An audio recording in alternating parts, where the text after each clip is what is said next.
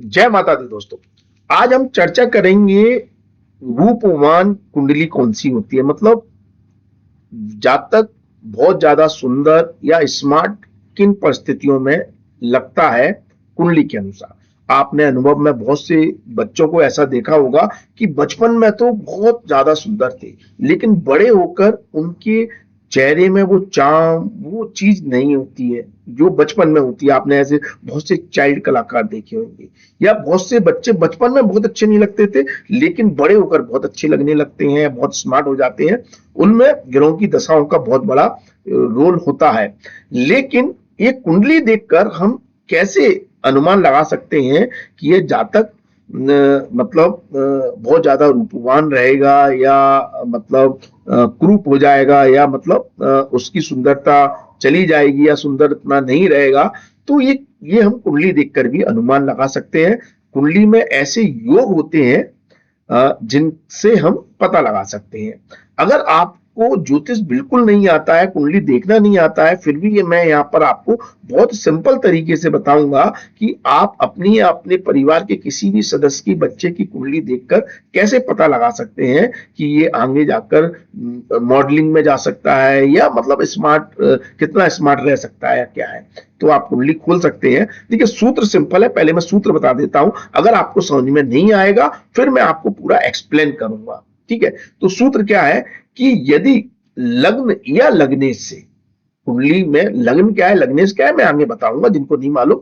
तो लग्न या लग्नेश से सूर्य, चंद्र, बुध, गुरु और शुक्र, चार ग्रह होते हैं। सूर्य देव, चंद्रदेव, बुधदेव, गुरुदेव, शुक्रदेव का संबंध यदि लग्न या लग्नेश से होता है, और इनका संबंध यदि शनि से नहीं होता है, शनि ग्रह से नहीं होता है, मतलब शनि ग्रह लग्न या लग्नेश पर अपना प्रभाव नहीं डाल रहा हो, और सूर्य, चंद्र, बुध, गुरु, शुक्र जैसे ग्रह लग्न या लग्नेश के साथ संबंध बना रहे हैं, तो जातक सुंदर होता है, स्मार्ट होता है। अब इसको हम समझते हैं कि सूत्र ये कहना क्या चाह रहा है। देखिए, आप कुंडली खोलेंगे तो पहली जो कुंडली होती है, चार्ट होती है, उसे लगन कुंडली कहते हैं। ये लगन होती है किसी भी जातक की। ठीक है, लगन में मतलब जो इसका जो पहला भाव होता है, ये फर्स्ट डायमंड शेप में जो दिखाई दे रहा है आपको, इसको हम कुंडली का पहला भाव कहते हैं, या फर्स्ट हाउस कहते हैं। ठीक है, अब आप यहां पर देख सकते हैं जैसे ये फर्स्ट हाउस है, और इसको जब हम एंटी क्लॉकवाइज काउंट करते हैं तो ये दूसरा भाव होता है, तीसरा, चौथा, पांचवा, छठवां, सातवां, आठवां, नौवां, 10वां, 11वां, 12वां, ऐसे कुंडली में 12 भाव होते हैं। तो कुंडली के ये जो हाउसेस होते हैं जो आप यहां से देख रहे हैं एंटी क्लॉकवाइज, ये पहला भाव होता है, हमेशा ये फिक्स होता है। फर्स्ट हाउस इसी को कहते हैं जो फर्स्ट डायमंड शेप में बना हुआ है, इससे एंटी क्लॉकवाइज नंबर डले हुए हैं। ऐसे 12 भाव होते हैं, हर भाव को मतलब उसके क्रम के अनुसार जाना जाता है। ठीक है, अब आप जब कुंडली ओपन करेंगे तो आप देखेंगे कि आपकी कुंडली में इन भाव में नंबर लिखे हुए हैं। जो नंबर लिखे होते हैं, मान लो जी आपका पहला भाव है, इसमें 3 नंबर लिखा हुआ है, तो जो 3 नंबर जो लिखा हुआ है ये आपकी राशि को दर्शाता है। इसलिए जो 1 से लेकर 12 तक जो राशियां होती हैं, उन सभी राशियों को कोई ना कोई नंबर दिया हुआ है। तो आपकी लगन कुंडली में जिन जिन भावों में जो जो नंबर लिखा हुआ है, मतलब इसमें मान लो 7 लिखा हुआ है, या इसमें आपका 6 लिखा हुआ है, तो जो भी नंबर लिखा हुआ है वो उस भाव में दी हुई राशि है। लेकिन अगर यहाँ पर 6 लिखा है तो ऐसा नहीं है छठा भाव है, ये भाव 7वां ही कहलाएगा, क्योंकि इसको जब हम काउंट करेंगे फर्स्ट हाउस से एंटी क्लॉकवाइज तो ये 7वां भाव ही है। लेकिन हो सकता है यहाँ पर 6 नंबर लिखा हो, यहाँ पर 3 नंबर लिखा हो, 1 से 12 तक कोई भी नंबर यहाँ पर लिखा हो सकता है। ठीक है, तो जो नंबर लिखा हुआ होता है वह उस भाव की राशि होती है। ठीक है, अब राशि, जो राशियां होती हैं उन राशियों का एक स्वामी ग्रह होता है, हर राशि का एक स्वामी ग्रह होता है। जो हमारे 7 ग्रह हैं उसमें सूर्य और चंद्रमा को छोड़कर सभी ग्रहों को 2-2 राशियां का ऑनरशिप प्राप्त है। मतलब मंगल, शुक्र, बुध, गुरु और शनि की 2-2 राशियां होती हैं। मंगल की जो 2 राशियां होती हैं, जैसे ये रेड में मेंशन है, एक मेष राशि होती है और एक वृश्चिक राशि होती है मंगल की। ठीक है, इसी तरह शुक्र की वृषभ राशि होती है और एक तुला राशि होती है। आपकी जो बुध है उसकी एक मिथुन राशि होती है, एक कन्या राशि होती है, और आपका जो ये है कर्क राशि, मतलब चंद्रमा है उसकी सिर्फ एक राशि होती है कर्क, और सूर्य है उसकी एक राशि होती है सिर्फ सिंह, ठीक है। बाकी मैंने कहा सभी ग्रहों की दो दो राशियां होती हैं। गुरु की दो राशियां होती हैं धनु और मीन, और शनि की दो राशियां होती है मकर और कुंभ। इसका आप स्क्रीनशॉट ले सकते हैं कि हर ग्रह की एक ना कोई राशि होती है, ठीक है। तो जिस ग्रह की जो राशि होती है वो ग्रह उस राशि का स्वामी होता है। अर्थात अगर लगन में मान लो पहले हाउस में 3 नंबर लिखा हुआ है, तो 3 नंबर का राशि स्वामी बुध होता है, तो इसका राशि स्वामी कौन हो गया? बुध हो गया, ठीक है। तो आपको समझ में आ गया कि जो नंबर लिखे होते हैं कुंडली में वो राशियां होती हैं, और उन राशि का कोई ना कोई स्वामी ग्रह होता है। अब मैंने सूत्र क्या बताया, अब हम उस सूत्र पर चर्चा करते हैं। सूत्र मैंने आपको यह बताया कि लगन के साथ यदि कौन कौन से ग्रह, सूर्य नहीं, सूर्य को भी ले लेते हैं, सूर्य एक वो है, सूर्य को भी लेते हैं, सूर्य, चंद्रमा मतलब मून, आपका बुध यानी कि मर्क्यूरी, आपका गुरु यानी कि जुपिटर, और आपका शुक्र यानी कि वीनस। इन ग्रहों की राशियां यदि फर्स्ट हाउस में है, तो इन ग्रहों की राशियां कौन सी होती हैं? सूर्य की होती है 5 नंबर की राशि, शुक्र की होती है 2 और 7 नंबर की राशि, और आपकी चंद्रमा की होती है 4 नंबर की राशि, बुध की होती है 3 और 6 नंबर की राशि, और गुरु की होती है 9 और 12 नंबर की राशि। तो यदि पहले भाव में मतलब अर्थात पहला भाव अगर मतलब वृषभ लगन की कुंडली है, या फिर हम ये कहें कि सिंह लगन की कुंडली है, या फिर हम ये कहें मिथुन लगन या फिर कन्या लगन की कुंडली है, या फिर हम ये कहें तुला लगन की कुंडली है क्योंकि इसका स्वामी ग्रह शुक्र हो जाता है, या फिर हम ये कहें धनु लगन की कुंडली है, या फिर हम ये कहें मीन लगन की कुंडली है।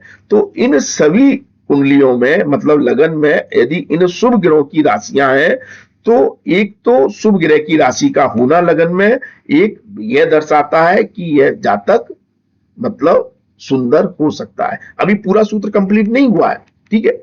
दूसरा, अगर शुभ ग्रह इस लगन में बैठे हो, मतलब जो शुभ ग्रह बताए हैं सूर्य, मंगल, बुध, गुरु या शुक्र, इनमें से कोई भी ग्रह यदि इसमें बैठा है लगन में, जैसे शुक्र यहां बैठा है या चंद्रमा बैठा है, या ये ग्रह इस लगन को देख रहे हो। अब हर ग्रह की एक दृष्टि होती है, 7वीं दृष्टि हर ग्रह की होती है। तो यदि कोई भी ग्रह 7वें भाव में बैठा है, 7वां भाव है, यहां से हम काउंट करते हैं, जैसे सूर्य, मंगल, बुध, कोई भी ग्रह 7वें भाव में बैठा है, तो वह यहां से 7वीं दृष्टि से लगन को देखेगा। तो कहने का मतलब यह है, इनमें से इन शुभ ग्रहों में से कोई भी ग्रह लगन में या 7वें भाव में बैठता है, या जिन ग्रहों की दूसरी दृष्टि है, जैसे कि गुरु की खासतौर पर 5वीं और 9वीं दृष्टि होती है, तो 5वीं 9वीं दृष्टि गुरु यहां से डालेगा, 5वीं दृष्टि गुरु यहां से डालेगा। और तो गुरु अगर यहां इन दो स्थानों पर भी बैठा है, तो यहां से भी गुरु की दृष्टि यहां पर जाएगी। तो ऐसी स्थिति में जातक के रूपवान होने की और गुणी होने की संभावनाएं बनती है। पहला, ये कंप्लीट सूत्र हो गया। दूसरा ये कहते हैं कि अगर यहां पर शुभ राशियां हैं और इसका स्वामी ग्रह इन ग्रहों में से कोई है, सूर्य, चंद्रमा, बुध, गुरु, शुक्र, इन 4 ग्रहों में से कोई ग्रह है इसका स्वामी ग्रह, 4-5 ग्रहों में से, या इस भाव का मतलब इसका स्वामी ग्रह इन ग्रहों के शुभ प्रभाव से है। मतलब मान लो आपकी कन्या लगन की कुंडली है, कन्या लगन का आपका स्वामी ग्रह बुध हो जाएगा, और बुध अगर शुक्र के साथ बैठा है, तो यह भी आपकी रूपता में, आपके स्वरूप में, आपकी पर्सनैलिटी में और सुंदरता दे देगा, ठीक है। अब ये तो एक सूत्र हो गया कि भाई लग्न या लग्नेश पर शुभ ग्रहों का प्रभाव है, शुभ ग्रह बैठे हैं, तो आप रूपवान हो सकते हैं। लेकिन कुछ लोग बहुत ज्यादा रूपवान होते हैं, कुछ लोग कम रूपवान होते हैं। कारण क्या है कि मान लो आपके लग्न या लग्नेश में शुभ ग्रह है और या शुभ ग्रह का संबंध है लग्न लगने से, लेकिन अशुभ ग्रहों का भी है, तो वह रूपता में शुद्ध मतलब स्वरूप आपकी जो सुंदरता है उसमें थोड़ी बहुत कमी कर देंगे। अशुभ ग्रह कौन से? जैसे मंगल या शनि, यह देख लेते हैं आपके लगन को, लग्नेश को, ठीक है। तो जैसे शनि यहां से भी देख रहा है या मंगल शनि जैसे ग्रह यहां बैठे हुए हैं, तो ये रूपता में थोड़ी सी कमी दे देते हैं। तो ऐसी संभावना यहां पर बन जाती है, ठीक है।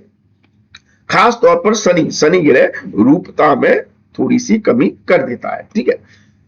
अब बात ये कहें कि अगर किसी व्यक्ति मतलब कोई व्यक्ति रूपवान कब नहीं होता है, मतलब अब यहां पर अशुभ ग्रहों की राशियां हो, जैसे मेष राशि की लगन है या वृश्चिक राशि की लगन है या मकर राशि की लगन है या कुंभ राशि की लगन है, और मंगल शनि जैसे ग्रह या लगने 6, 8, 12वें भाव में बैठ गया है, लगन का स्वामी ग्रह 6, 8, 12वें भाव में बैठ गया है, या अशुभ ग्रह मंगल शनि आपके लग्नेश को देख रहे हैं या लगन को देख रहे हैं, तो यह मतलब रूपता में कमी कर देते हैं, जातक बहुत ज्यादा रूपवान नहीं होता है। अब जैसा कि मैंने शुरुआत में कहा कि बहुत से बच्चे ऐसे होते हैं कि शुरुआत में तो रूपवान होते हैं, बाद में इतने सुंदर नहीं दिखाई देते, तो उसमें दशाओं का भी प्रभाव आ जाता है। अगर बचपन में जब उन पर शुभ ग्रहों की दशाएं चलती हैं जो उनके लगन के साथ संबंध बनाते हैं, तो बच्चा मतलब उस समय सुंदर ज्यादा दिखाई देता है, और जैसे ही बड़ा होता है, किसी अशुभ ग्रह की, क्रूर ग्रह की, मंगल शनि राहु केतु जैसे ग्रहों की जब दशाएं चलती हैं और लगन या कमजोर हो जाता है, तो फिर उसकी सुंदरता कहीं ना कहीं डल हो जाती है या कम हो जाती है। तो इस तरह की स्थिति दशाओं के हिसाब से भी पता की जाती है, ठीक है। होप तो आपको समझ में आया होगा। अगर आपको कुछ कंसेप्ट क्लियर नहीं हुए हैं तो आप हमसे कमेंट्स के द्वारा पूछ सकते हैं, कमेंट्स कर सकते हैं और जानकारी ले सकते हैं, ठीक है। तो आज के लिए बस इतना ही। अगले वीडियो में आपसे फिर मुलाकात होगी। धन्यवाद, थैंक यू, जय माता दी, माता रानी आपका कल्याण करे। धन्यवाद।